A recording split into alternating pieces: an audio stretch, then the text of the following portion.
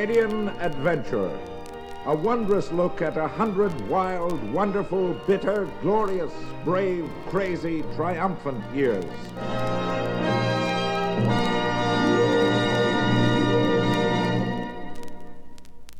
What's your earliest memory? Try it. It's a game, and the older you get, the more you want to play it. My earliest memory... Come all you jolly fellows and listen to my song.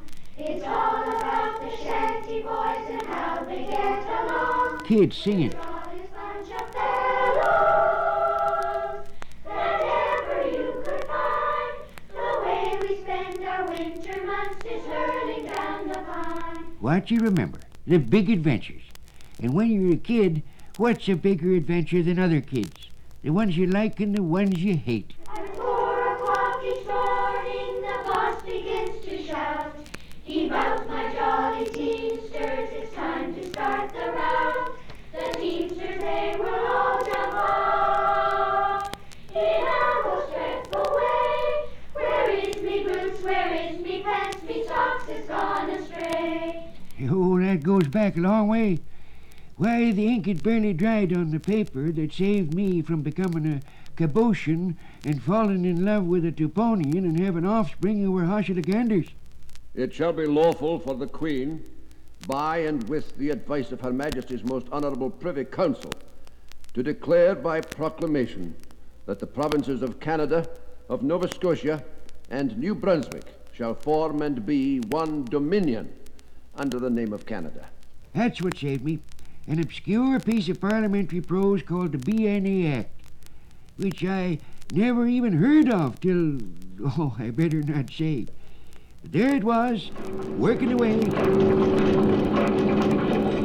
turning out Canadians like a great cookie cutter, with all shapes and sizes, and making the makings of no end of adventures for all of us. Some of them bad, most of them good. This region bears the name of Touchwood Hills. Far into endless space stretch immense plains, seared with the tracks of countless buffalo. Captain Billy Butler taking a look at our expanding domain, at the vast Northwest being turned over to the new Dominion. Oh, that screech! Ungreased axles of Red River carts accompanying Butler's expedition. Hundreds of thousands of skeletons dot the short, scant grass. And when fire has laid barer still the level surface, the bleached ribs and skulls of long-killed bison whiten far and near the dark, burned prairie. There's something unspeakably melancholy in this aspect of the Northwest. Then the sun goes down, and as it sinks upon the earth, the straight line of the horizon becomes visible for a moment across the blood-red disk, but so distant, so far away, that it seems dreamlike in its immensity. There is not a sound in the air or in the earth. On every side lie spread the relics of the great fight waged by man against the brute creation. All is silent and deserted. The Indian and the buffalo gone. The settler not yet come. I was slow catching on to the country growing under my feet, slow to thrill to the adventure of discovery taking place all around me, to the vastness of the promise. Mark, sir, that island, Newfoundland, commanding the mouth of the noble river that almost cuts our continent in twain. The talk in Canada that fired up feeling for Confederation. George Brown, imaginative enough to forget political differences to bring it about. That island is equal in extent to the Kingdom of Portugal. But slow the islanders coming round to feeling being a Canadian might be almost as good as being a Newfoundlander. Cross the straits to the mainland, and you touch the hospitable shores of Nova Scotia, a country as large as the Kingdom of Greece. It calls for trumpets, so grand a concept. Then mark the sister province of New Brunswick, equal in extent to Denmark and Switzerland combined. Pass up the River St. Lawrence to Lower Canada, a country as large as France.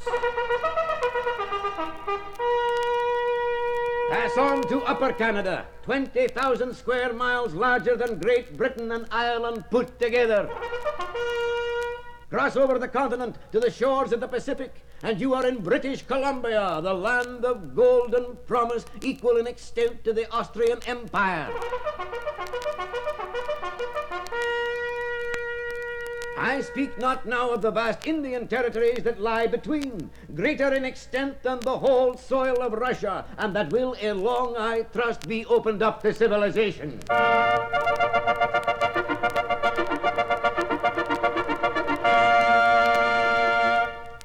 We are laying the foundation of a great state, perhaps one which at a future date may even overshadow this country. The talk in Britain by the Colonial Secretary Lord Carnarvon, who led the fight in the British Parliament in support of the BNA Act. But come what may, we shall rejoice that we have shown neither indifference to the wishes of the British North American colonies, nor jealousy of their aspirations, but that we honestly and sincerely, to the utmost of our power and knowledge, fostered their growth, recognizing in it the conditions of our own greatness.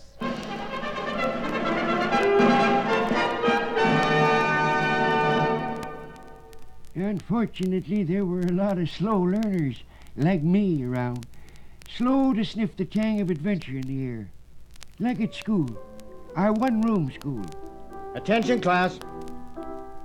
We sang Confederation songs, but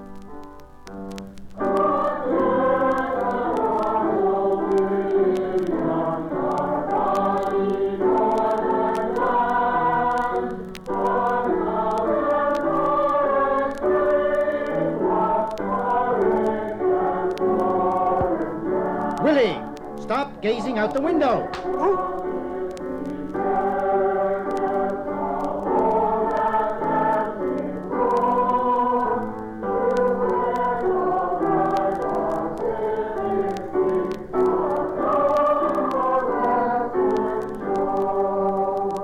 we won no contests. The Willie was me. The switches, the great schoolroom teaching aid, cut from nearby bushes by the pupils for their own good. Suppleness, stoutness, and length influenced by the individual taste of the teacher, which the pupils were quick to appreciate. Double negative again. I before E except after C. Will you stop putting William the Conqueror in the 10th century? Is that where the decimal point belongs? Bird thou never wert was not written by Keats. What Montreal in Upper Canada? Don't you know anything? The London Times was equally in error. An old copy that had lined a trunk was strong from Montreal for the capital, believing it to be in Upper Canada, far from those French colonists. And one of us produced it for the teacher. Well, I never. Knowing no better than that, the London Times. In our little furtive minds, we half hoped teacher would take off for the homeland, switch in hand, to give the editor of that august publication what for his imperial ignorance. But no, he stayed, deeming we were more in need of him. But his faith and devotion to the homeland was somewhat shaken for almost a fortnight. But then he rallied. Rule Britannia, Britannia rule the waves. Sing it with feeling this time. Rule Britannia, Britannia rule the waves. Louder! Britons never, never, never shall be slain. Seated. Back those days, Britain was still the homeland. The good, the right, the brave for us was back there, across the pond. Naturally enough, even for many of us born here. But a few originals were using their eyes and ears and discovering the excitement in their habitat, this side of the waters. Seaton, for one.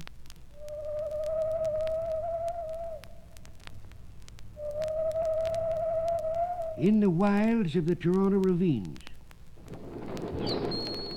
backwoods country for some time after Confederation, and the domain of wild animals and birds and small boys. Ernest Thompson Seton among them, stalking an adventure that was to make him world famous, and, incidentally, a millionaire.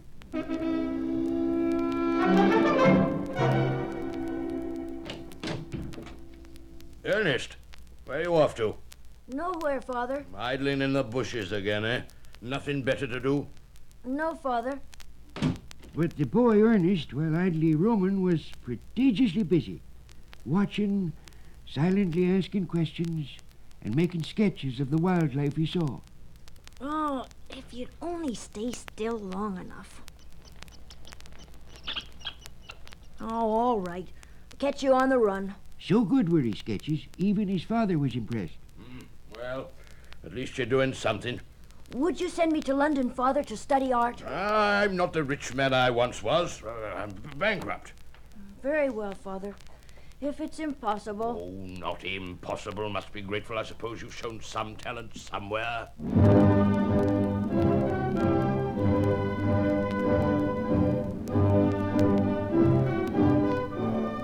Off to London, where he was charged nothing for his lessons at the Royal Academy.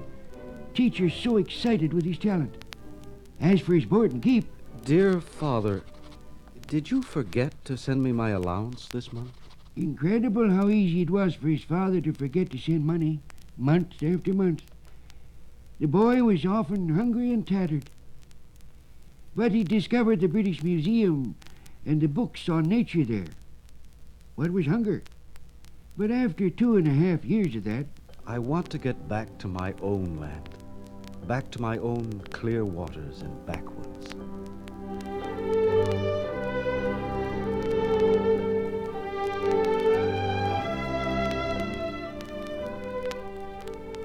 Ernest, you back home? How you manage that? Lucky enough to scrape up a few pounds from a publisher, illustrating a book. Making your own way, huh? Well, then the day's come to present you with this. What, Father? One of these desk drawers somewhere. Yes, here we are. My account book. It comes to $537.50. What does? I'll make out a bill to regularize the matter, son. A bill? Well, for what it's cost me to feed and clothe you and educate you. I've kept a strict accounting. All there in the ledger. You want to look it over? From, when was it? Yes. August 14th, 1860. The day I was born? Even charging me for the doctor bill? You're the one who's profited from it, not me. No, Father. No.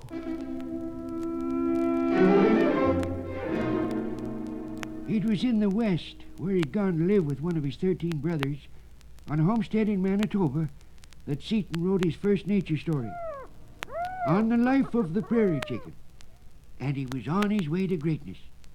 Canadian and American magazines took his stories and illustrations. But back in Toronto... Ernest? Yes, Father? I've added $65 to the sum you owe me. Oh? Interest at 6%. Wonderful, Father. Just wonderful. Well, when you going to pay it? On the move. Ernest Seton, still trying to find himself.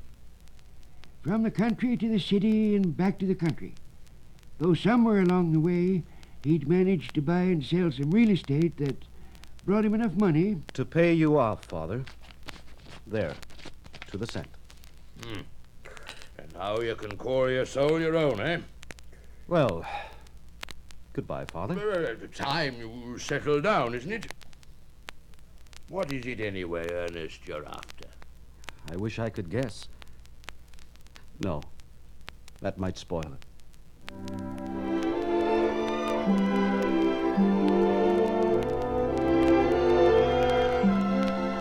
We all go through life, I suppose, floundering, trying this, that, searching. And maybe the shape and meaning of our adventure doesn't come clear until it's done. Ernest Thompson Seton, striding through his, endlessly restless, turning out along the way 40-some books, and created the animal story as we know it today. Rudyard Kipling learned from him. So did Baden-Powell in organizing the Boy Scouts. And what was the shape and meaning of it all, his adventure? I suppose that man's but an offspring of nature. And nature's wiser than man. 6 o'clock is breakfast and every man is out. Ah, that refrain running through my head. Was surely on the route. The sawyers and the choppers to lay the timber low. The swampers and the loggers to drag it to and fro.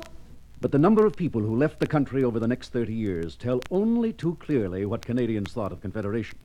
More than 1/3 of the men between the ages of 20 and 30, of whom an immense percentage were the most intelligent and adventurous of our people, found their way to the United States. This sort of drain saps the vitality of the whole nation. What was that? Confederation not working. It was the prophets of doom more than the bell ringers who got me curious, wondering about it, what it was, and the why of it. I began to look around, and the more I did, the more I wanted to challenge the prophets of doom, even though it didn't seem to sit too well on the tongue and on the heart. Canada, Canadian. My neighbors were Scotch and Irish and Yankee and English and French and seldom Canadian. But willy-nilly, I felt they were becoming that. And then comes up the logger all at the break of day. Load up my side 500 feet to the river, drive away. You can hear those axes ringing until the sun goes down. Hurrah, my boys, the day is spent, to the shanty we are bound. Aye, the forests were making them that. Canadian. And the grain fields, the rivers, the wind, our sunshine, our poets, our adventurers, even our differences. The spirit who showed himself to Moses in the midst of fire and cloud appeared to me in the same manner.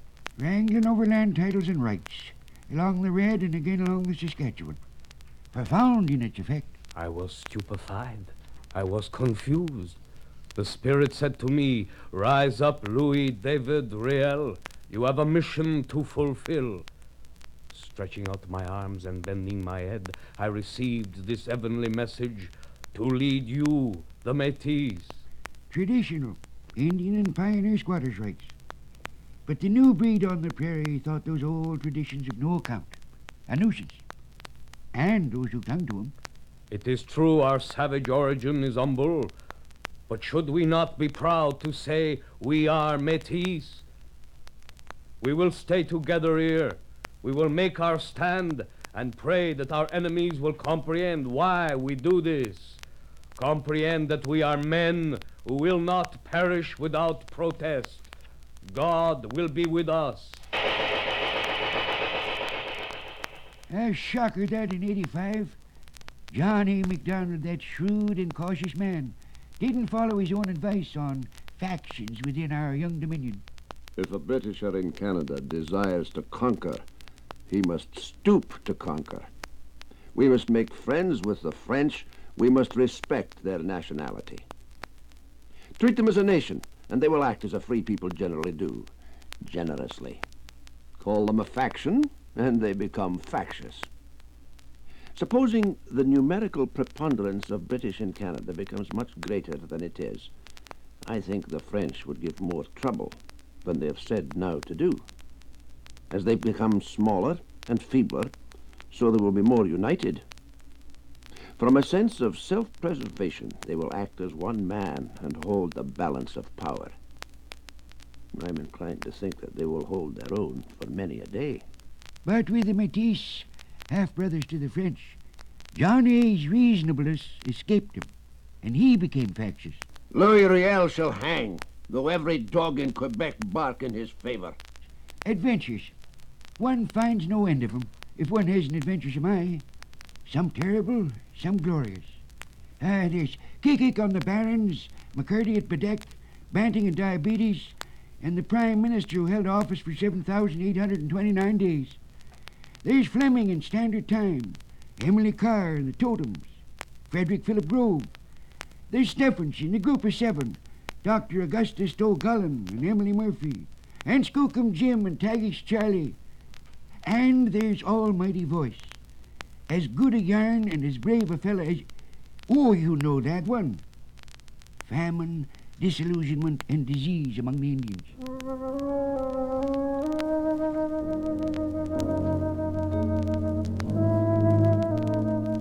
At Fort Pitt, 200 died of smallpox, and they brought their dead and threw them against the stockades to try and give the infection to the whites.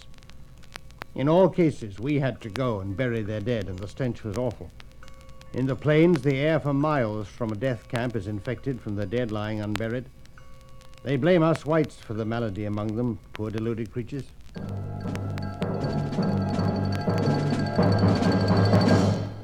The Indian was blind making the treaty. We don't understand. The man, a government, come to him without invitation and makes the Indian think he can make him live better. He tells the Indian we are not coming to buy land. A big thing, impossible for a white man to buy the whole country. We come to borrow it, to keep it for you, to live at peace with you, to live like brothers. We understand that the country is only borrowed, not bought.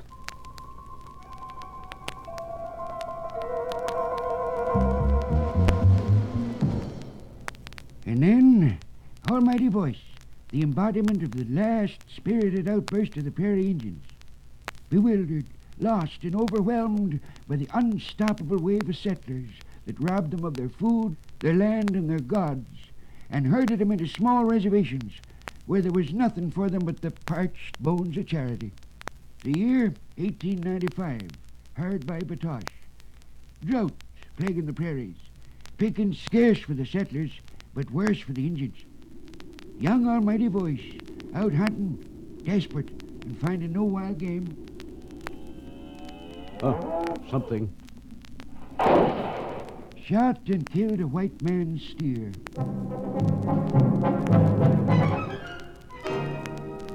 Sergeant Colebrook of the Mounted Police rode over from Duck Lake to the One Arrow Reserve, investigated, and arrested Almighty Voice. Afraid we must teach you, young fellow. Settlers' cows are not anybody's meat. They're not buffalo. And young Injun rode back with the sergeant to Duck Lake. No fuss.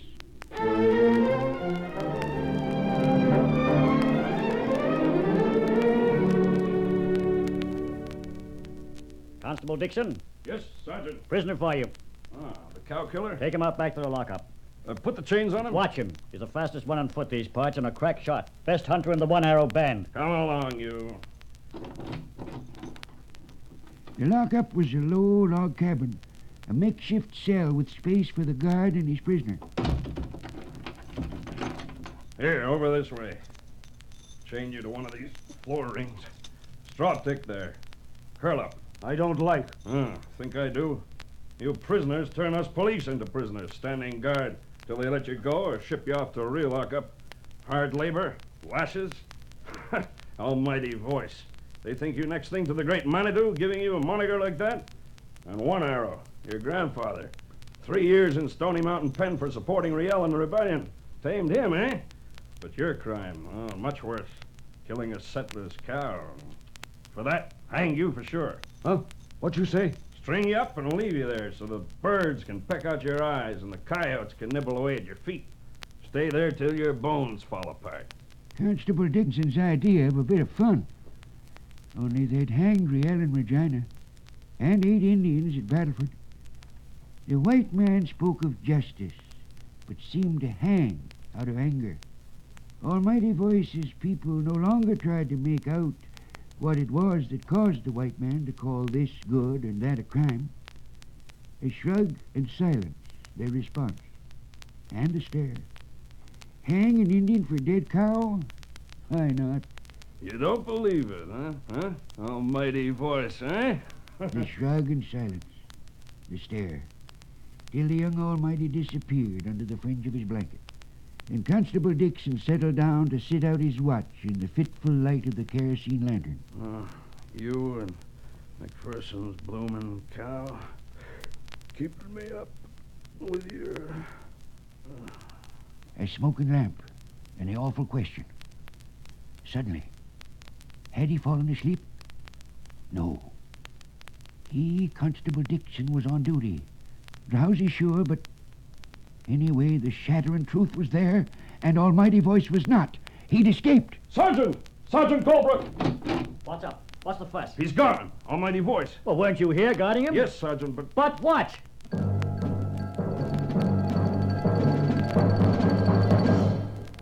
Almighty Voice bounded across the night-blackened prairie.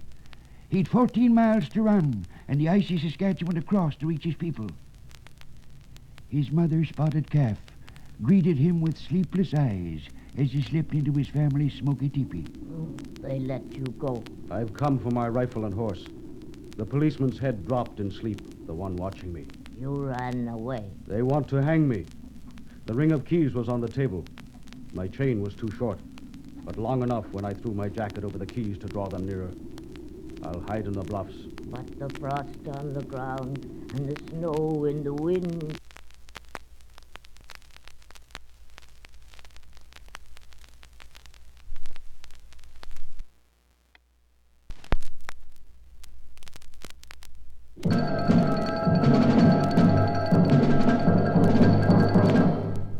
Almighty Voice had 9 days of good luck, then one of bad.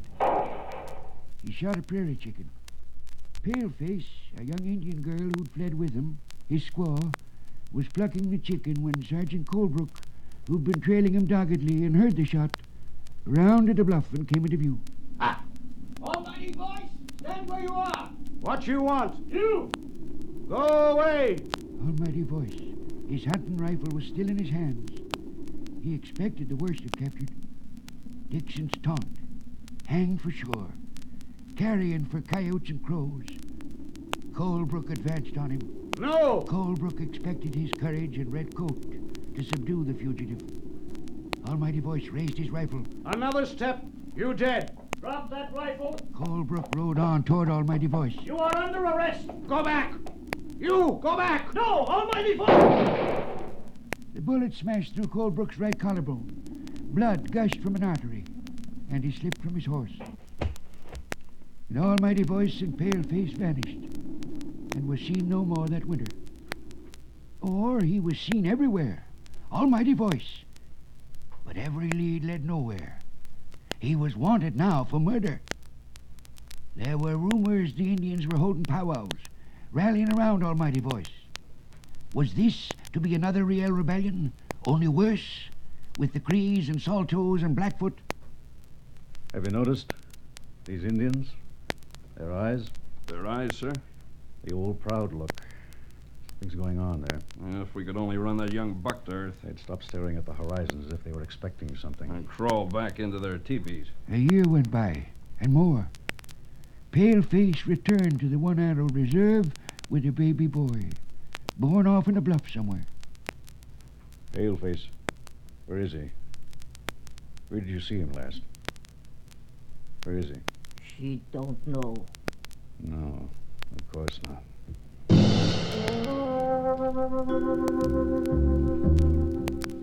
Another winter, spring, and Almighty Voice grew tired of his phantom life and sought out his parents, Spotted Calf and Sounding Sky, to seek their blessing for what he was about to do. I am not afraid to die. What are you asking? I want to show myself to them. No, no. I want to come out and fight. I want to die well, not like a poisoned wolf under a riverbank. Sounding Sky, tell him no, not to turn and fight. Sounding Sky. But his father, rooted in the ways of the Saltos and Crees, was unable to deny the boy his wish. The wish of a prairie warrior, a warrior echoing the courage of long ago. An Almighty Voice left to choose his battleground. After making himself known to a police informer to put them on his trail. They came in force, Inspector Allen, Sergeant Raven, Corporal Hawkins, 9 constables, and the postmaster of Duck Lake. They spread their net all the way to the Minnechinas Hills, but all they flushed out were 3 antelope. No, sir, not antelope. Look, one of them's flashing a mirror at us. 3 Indian lads. What they up to? They're trying to draw our attention. Sergeant Raven, you and I'll ride on ahead. See what this is about. But as they came on, the Indians slipped into a bluff and opened fire. Ah, we've got Almighty at last. Caught in a bluff. Surround it, men. They tried to set fire to the bluff, but it was too wet. More men arrived. They attacked the bluff in force and marched right through, twice, without finding Almighty Voice. But he was there, A good fight, huh? taunting them. And taking his toll, wounded and dead. Word was sent through to Regina, the headquarters of the mounted police. The war was at its height in the barracks when the word arrived. A detachment of the force was to leave in the morning to attend the Diamond Jubilee of Queen Victoria in London. Gentlemen, may I have your attention? Gentlemen! And my apologies to the ladies for this abrupt ending to the festivities. The Jubilee contingent will prepare immediately to depart, but not for London. North to Prince Albert. Almighty Voice has been cornered. 24 men and a 9-pounder cannon under the command of Assistant Commissioner McElree left in a special train. At Prince Albert, McElree added 30 more men to his force and a second cannon, a 7-pounder. During the night, bonfires ringed the bluff. Almighty Voice and his 2 companions, Little Salto and Dublin, called out defiantly. Indians and settlers joined the police on the hills around the bluff. Spotted Calf came and sang songs of grief and courage to a sun and to the heavens. Reinforcements arrived. The cannons were set up to rake every foot of the bluff in a crossfire pattern. Almighty Voice! Will you give up and come out? Almighty Voice! No! I die my own way. Fighting, not on a rope. What is left me, or any of us?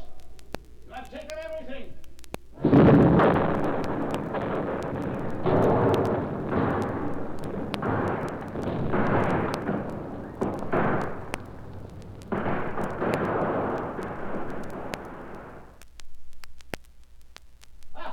You will have to shoot better than that. Come closer, shoot! Another night. Spotted Calf, go home. While my son is in there, You haven't slept. You haven't eaten. I cannot go home while you stay to kill my son. And at daybreak, A good fight, huh? But no water, no food. Bring us some and we will fight on, as in the beginning. When the sun comes up.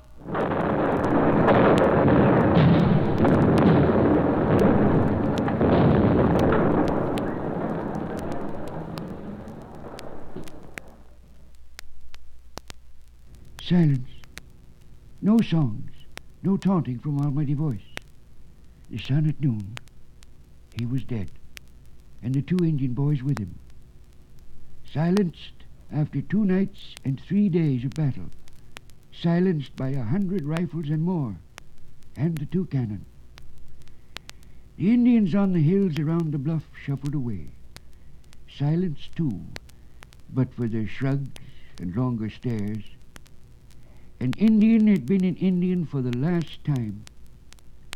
From that spring day noon, he could only be white or sad. Sad.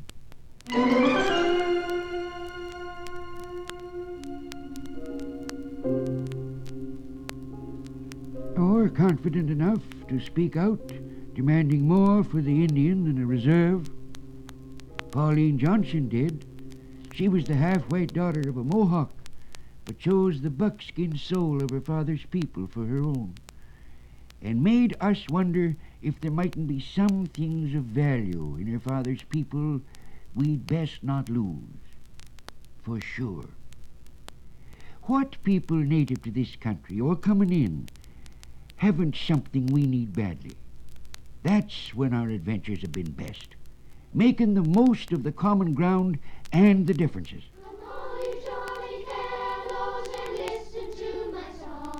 Saw it every day in school, in our Duke's mixture of rapscallions. It's all about the shanty boys and how they get along with the jolliest bunch of fellows that ever you could find. The way we spend our winter months is hurling down the pine. Yeah, you come here, you're a Canadian, and that's that. Or you were born here. Forget all the rest of the fol-de-rol. Who's better than home? What tribe? What clan? Answer for all time. None. Adventures at our school made me feel nobody was a half-Canadian. But it was there in sharper outline, out west, at McDougall High School, Edmonton. Now, there's a yarn. What? Playing for Percy Page? Us Edmonton grads? Yep, any time between 1915 and 1940. Girls from every clan, tribe, or totem in the town. You name it. But they were all grads, and all for one in their adventures together. At McDougall High, Mr. Page was in charge of our commercial courses. Oh, yes, and basketball. Girls and boys teams. Can't take them both. Mr. Hyde have to give me a hand. Any preference? Mr. Hyde picked the boys, and Mr. Page was left with the girls. Well, let's see what I can do. Unfortunately, no gym at McDougall High. Had to play out of doors. And nobody around Edmonton thought basketball much of a game. Not the makings of high adventure. Only something began to happen. Right off, first year, they ended up with the provincial championships. And came June, the girls who graduated didn't want to stop playing. Why can't we keep on? Well, that's the way you feel about it. Call ourselves the grads. And as Edmonton grads over the next 7 years, they grabbed off the provincial championship. All but 1 year. But still haven't impressed the hometown. No. So, when the grads were invited to play in an East-West game for the Canadian championship... Oh, boy. No money. London, where we're to play, will guarantee us $600, but the trip will cost almost double that. Mr. Page, if we only send a few players, and if each grad puts, say, $25 in the kitty? I pretty set on going, eh? And if we pack lunches, so don't have to eat in the dining car? Right. We'll juggle the figures around, see what we can come up with. They found the money to send 3 stenographers, 2 teachers, and a bookkeeper to conquer the East. Girls, 2 games, total points for the championship. One under girls' rules, the other under boys. Boys? But, Mr. Page, we're not used to playing boys' rules. Yeah, but that's how they play down here. I wish I'd known. 5 to a side instead of 6. Have to play harder, cover more ground. Do your best.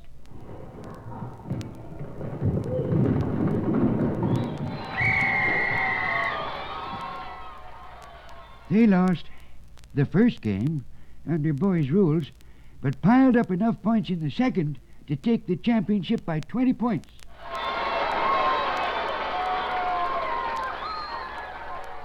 And Edmonton noticed at last that it had something special in the hometown. But we better sharpen up on the boys' game, girls. So that next year, eh?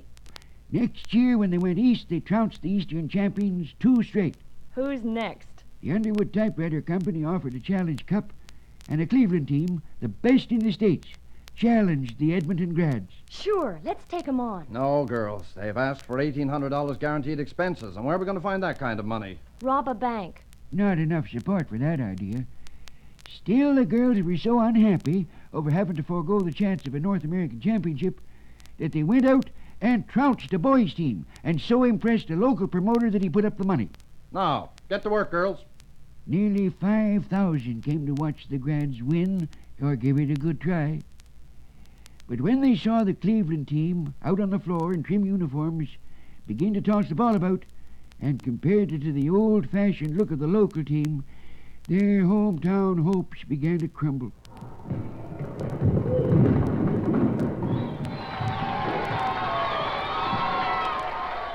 Until the grads began to sink the ball in the Cleveland net, often enough to win by 14 points. And put money in the bank. Enough to take them to the site of the 1924 Olympic Games, Paris.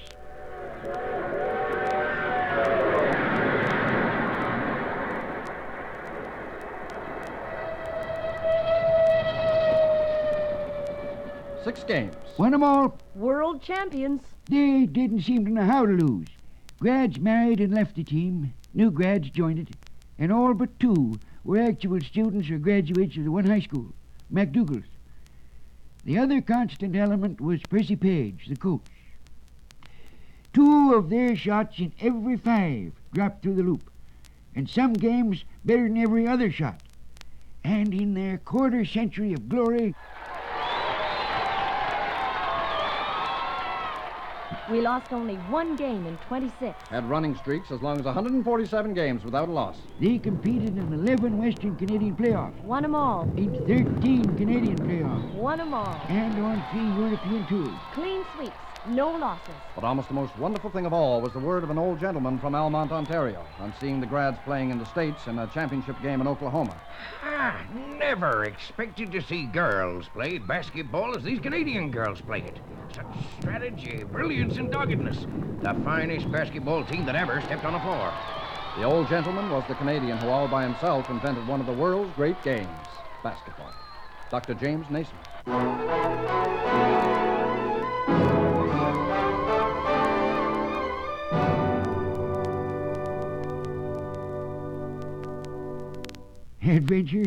Adventures in Canada that match anywhere.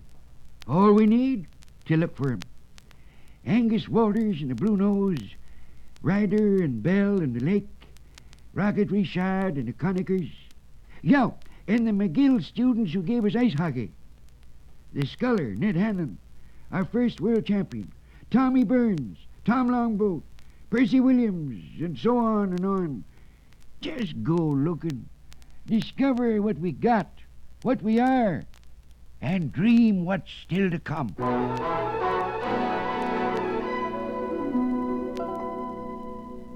Adventures galore.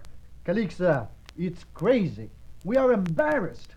We will be the laughing stock. But I wonder if we've anything to match being so ironically Canadian, so like us, as the adventure of Calixa Lavalley. No songs, not even one. Ernest, what are you talking about? Song contest we announced to stir up interest in our big convention. Not a single entry. What song contest? Saint Jean-Baptiste Society for the big congress to discuss our problems, French Canada.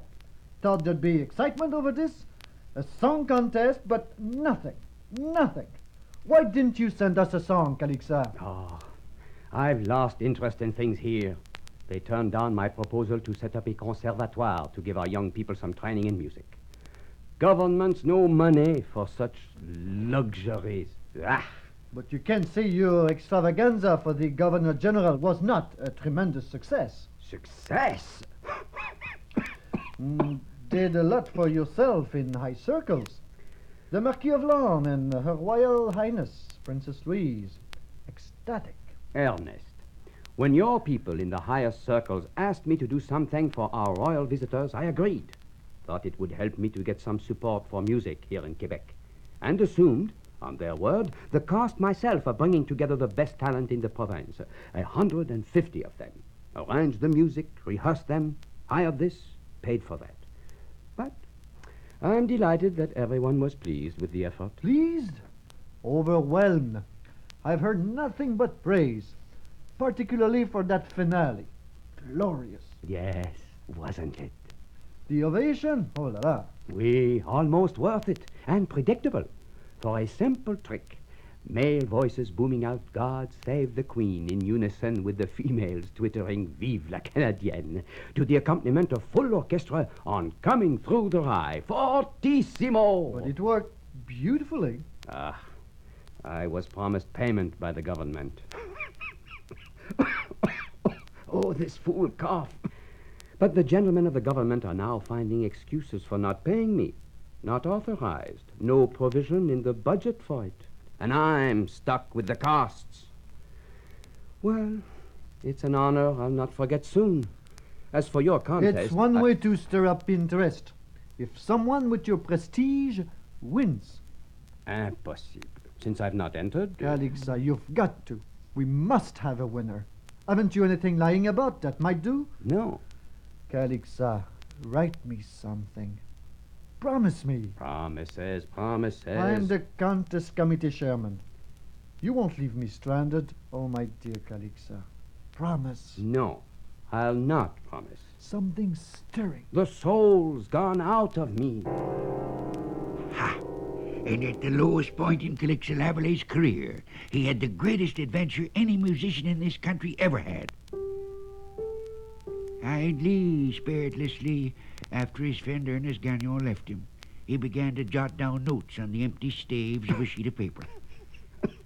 But the notes gave him no pleasure. His thoughts were not on the music. I would like to run away from everything. He'd run away before, many times, hoping, searching. The first time with a theatrical troupe. Oh, the wonders of the theater seemed more attractive than piano lessons. A butcher had brought him to the city. The butcher had heard him play on the organ in the village church. The butcher was rich and offered him, the son of a poor blacksmith, the chance to study in the great city of Montreal. Run, Calixa, run! He had toured the West Indies and South America with a violin player. He joined the Northern Army in the American Civil War, bandsman and soldier. He'd given concerts. And taught. Then, at the Grand Opera House in New York, directing. A man of substance.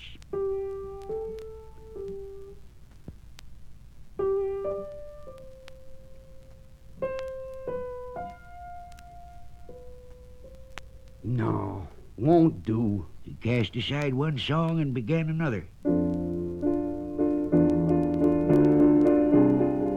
It pleased him as little as the first, but he went on with it. Quebec, Canada. Always he'd come back to Canada, for no reason. Off to Paris to study for 2 years, and back to Canada. Off to the States, but always back to Canada. Success elsewhere, disappointments here, but always he came back. Why? I've no sense. And another song tossed aside. Why am I bothering? Who cares? He began another song, or rather turned to one that kept running through his head. He was bound heart and soul to the River St. Lawrence.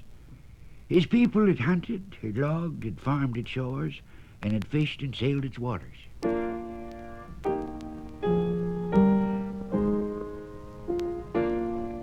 His soul was here on the St. Lawrence, in Canada, but so profound now were Calixa's self-doubts that he tossed it into the heap with the others and began again, another song, a very ordinary song.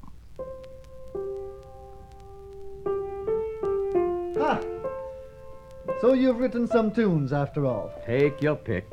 They're all but I particularly like this one. Bum bum ba bum. Bum bum bum bum ba bum. Bum bum ba bum. Bum bum bum bum bum bum. Thought of any words? Oh, don't ask me for words. I'll ask Judge Adolphe Routier. He's a bit of a writer. I'll ask him. And at the Skaters' Pavilion on the Grande Allée in Quebec, the evening of June 24th, 1880, 3 bands, one from Beauport, one from the 9th Battalion of the Voltigeurs, and another from Massachusetts, struck up for the first time in public Calixa Lavallee's O Canada. The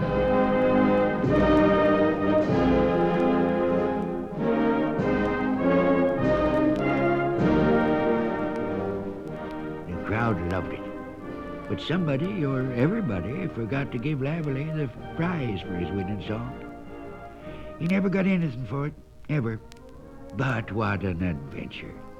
To write a song that a nation would take unto itself, to stand for it, its anthem to God and to all men. I don't know what Lavallee thought of his tune that June night. I'm sure he liked it. But after it was over, he ran away again back to the States, where his talents were more warmly regarded, though where tuberculosis continued to stalk him.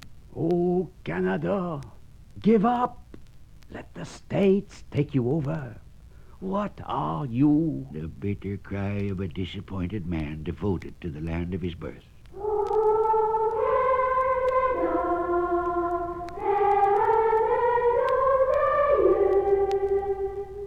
But the land of his birth stirred to the sound of his music.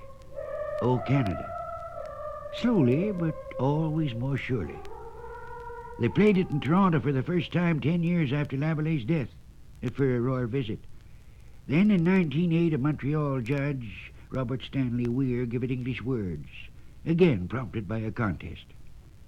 I heard it first in the early 1920s. Oh, Canada, glorious and free. Sung by some children out of their school readers. God, we stand on guard for thee. Oh, Canada, we stand on guard for thee. Then I began to hear it everywhere. Sung by choirs, played by bands, orchestras, marched to sanctifying dedications. Calixa Lavallee's tune, glorifying his home and native land, drawing us together as countrymen, shorn of mean and sentimental ties to fading powers beyond the seas, shorn of subservient ties to a rising power close at hand. Canadians, from east to western sea. Oh, what an adventure it's been for us. Leave Canada and in some far-off land hear the strains of O Canada and say you don't feel what Lavallee felt for his fatherland, his motherland, this true north strong and free. To love life, love yourself, and on that build your love of the world and of all creation.